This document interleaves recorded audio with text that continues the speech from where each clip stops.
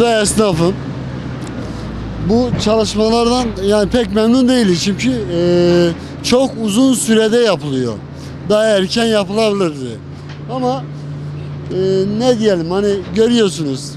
Anlatmaya gerek yok bence.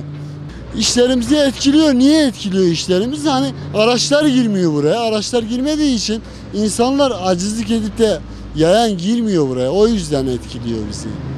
Yani altyapıda bir sıkıntı var. Niye bir sıkıntı var? Hani şimdi geniş bir kanal olsaydı, hepsini bir arada toplasaydılar daha iyi olurdu. Hepsi ayrı ayrı kazıyor. Telekom ayrı kazıyor. Elektrik ayrı kazıyor. Kanalizasyon ayrı, su ayrı. Hepsi ayrıdır. O yüzden böyle bir sıkıntı yaşıyoruz. Hani uzun sürüyor. Çalışmalar iyi. Yalnız millet bu kadar rahatsız edilmeden yapılsa daha iyi olurdu. Allah muhafaza buralarda bir yangın çıkacak olsa nasıl müdahale edecekler? Toz, duman, arabamızı bağlamışız, yürüyerek geziyoruz. Örnek.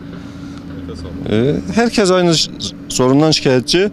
Yalnız dediğim gibi iyi bir çalışma, vatandaşı rahatsız eden bir çalışma ama. Biraz yavaş ilerlerler. Hem yavaş hem de acemice. Daha da hızlı olması lazım. Bir de daha da hem hızlı olması lazım hem de bu işi bilenlerin yapması lazım.